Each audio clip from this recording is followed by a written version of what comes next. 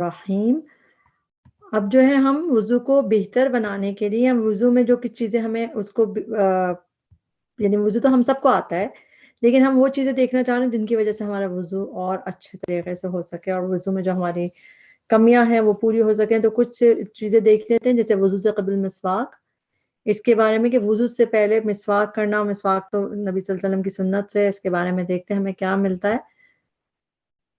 نبی کریم صلی اللہ علیہ وسلم جب رات کو تہجد کے لیے کھڑے ہوتے تو پہلے اپنا منہ مسواک سے خوب صاف کرتے، لیکن اسپیشلی جب رات کو اٹھتا ہے انسان، یا ہم فجر کے وقت بھی اٹھتے ہیں، جس وقت بھی اٹھتے ہیں تو اس وقت زیادہ اسمیل وغیرہ منہ سے آتی ہے، تو اس وقت کا برش کرنا یا مسواک کرنا بہت ضروری ہوتا ہے، تاکہ ہم قرآن پڑھنے جا رہے ہیں، اور نبی صلی اللہ علیہ وسلم اس کا اہتمام کرتے تھے کہ اس وقت خوب اچھے سے صفائی کرتے تھے، تو اس وقت بہت اچھے طریقے سے برش کر کے یا پھر مسواک کیا جائے۔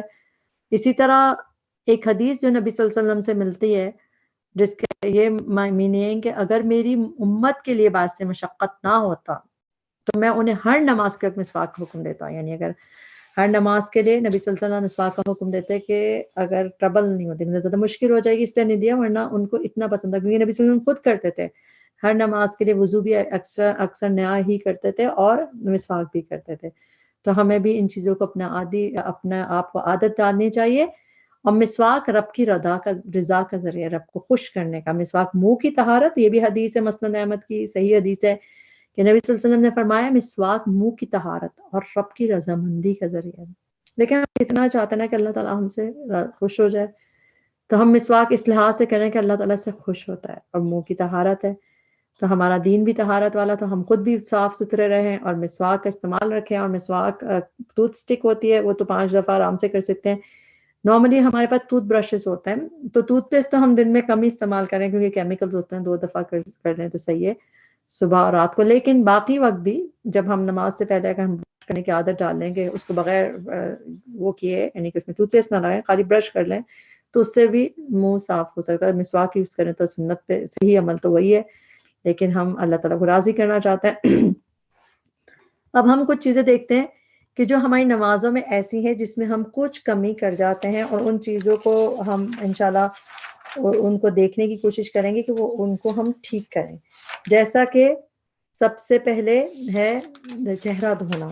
آپ کو پتہ ہے کہ یہ جو 4 فرض ہیں جو روز ہمارے وضو کے ہوتے ہیں، جن کے میں ان کا اگر وہ صحیح سے نہیں ہوا تو وضو انویلڈ ہو جاتا ہے، یعنی کہ وضو ہوتا ہی نہیں ہے۔ یہ 4 چیزیں ہیں، یہ قرآن سے ہمیں پتہ چلتی ہے، 4 چیزیں ہیں۔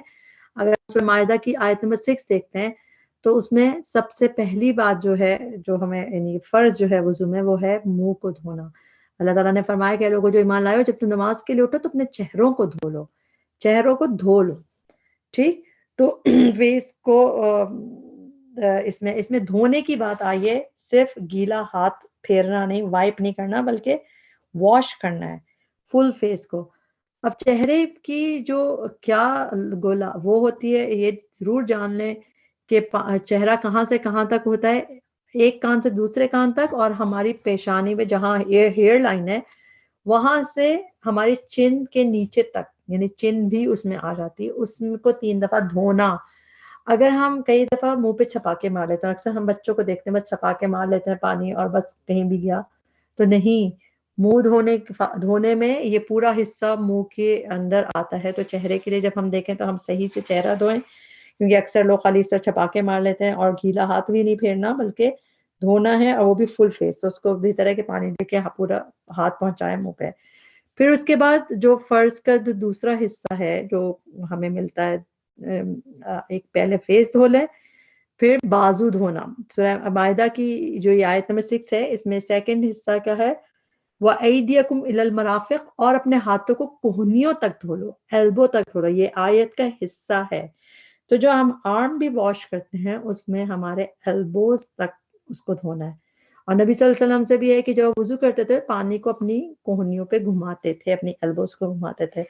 اکثر جو ہوتا ہے کہ نہیں آرم کو دھو پاتے، کبھی ہمارے بہت زیادہ ہم خیال ہی نہیں کرتے، ہم ایسے میں پانی ڈالتے رہتے ہیں، اور اس میں ہم پانی ضائع تو بہت کرتے ہیں لیکن پانی پہنچاتے نہیں۔ بہت ضروری ہے کہ ہماری ایلبوز تک پانی ہونا۔ دیکھیں آرم جو ہوتا ہے نا، اس کے اندر ہماری ہاتھ کے ساتھ ہمارا جو ہے یہ کوہنی بھی آتی ہے، تو کوہنی میں اسپیشلی اگر آپ کے ہمارے ایسے آستین پہنی بھی ہم نے، کہ جس کی وجہ سے پانی اوپر نہیں جایا، ہم نے ایسے نیچے کر دیا تو وضو نہیں ہوگا. سوچیں یہ وضو نہیں ہوگا کیونکہ یہ قرآن کے لفظ ہیں کہ اس کو الی المرافق کھونی دھولو.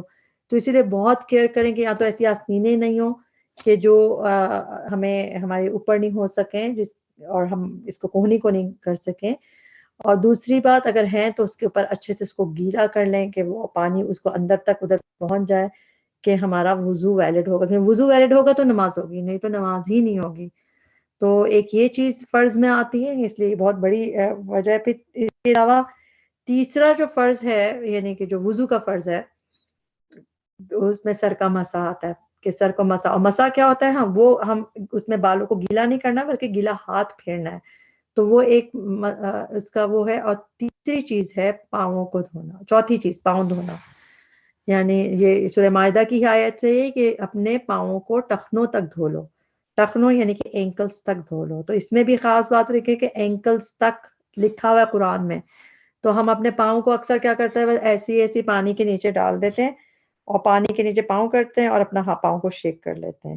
تو اس میں میک شور کریں کہ ٹخنوں تک یعنی پانی ہو. اور ایک اور چیز یہ دیکھیں کہ اس میں ہمارے اینکلز بھی آتے ہیں اور ہیل بھی آ جاتی ہے، ایڑی بھی آ جاتی ہے، کیونکہ پورا پاؤں دھونا ہے نا اور ٹوز کے درمیان بھی اس میں ویٹ ہو. لیکن پاؤں کو دھونے میں ایڑی کو بھی اور اپنے ٹخنوں کو بھی ضرور خیال رکھیں، سارے پارٹس فیٹ کے اور اسپیشلی ہیلز کے.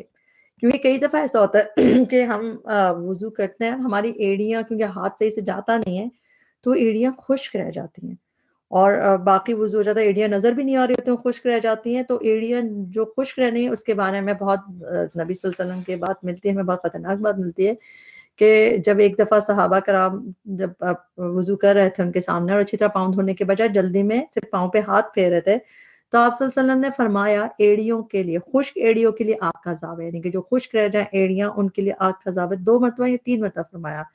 تو یہ جو وضو میں اگر کمی رہ جائے، جو اس طرح کی ایڑیوں میں کمی رہ جائے، وہ صحیح سے پانی نہیں پہنچا، ڈرائی رہ گیا، تو آگ کا عذاب ہے. تو سوچیں ایک وضو ہم کر رہے ہیں اس میں ثواب ملنا ہے ہمیں اور بجائے ثواب کے الٹا عذاب لے کے لوٹیں. تو ہم ان چیزوں کا خیال رکھیں اور اس لیے ہاتھ پہنچانا ضروری ہے. ہم جو ہے پانی ضائع زیادہ کرتے ہیں اور کام یعنی کہ اس میں ملتے کم ہے، جبکہ کرنا کیا چاہیے، پانی کا ہر جگہ پہنچنا ضروری ہے جو بھی ہے. اور اس میں ضروری نہیں کہ ہم پانی ضائع کریں لیکن پانی کا پہنچنا ضروری ہے ہر جگہ پہ اور اسپیشلی پاؤں پہ بھی. اور اس میں یہ یاد رکھیے کہ یہ سب کے لیے ہے لیکن جو مریض ہیں، بیمار ہیں، زیادہ ان کو مشکل ہوتی ہے. کئی لوگوں کے لیے جھکنا مشکل ہوتا ہے، کئی لوگوں کے ایسی بیماری ہوتی ہے کہ پاؤں پر نہیں اٹھا سکتے، ان کے لیے پھر آسانی بھی ہے. وہ پھر مریض کے احکامات الگ ہوتے ہیں طہارت کے، ان کو بھی پاؤں دھونے ہوتے ہیں، مگر باقی سب کو بہت زیادہ خیال سے دھونا چاہیے. اور اس میں یاد رکھیں کہ وضو کرتے ہوئے کہ نبی صلی اللہ علیہ وسلم کی یہ بات یاد رکھیں کہ آپ صلی اللہ علیہ وسلم نے فرمایا تھا کہ پانی کو ضائع نہیں کرو. چاہے تم یعنی وضو میں بھی پانی ضائع کرنے سے منع کیا تھا، چاہے کہ تم ایک بہتی نہر کے قریب بھی وضو کر رہے ہو تو پانی ضائع نہ کرو.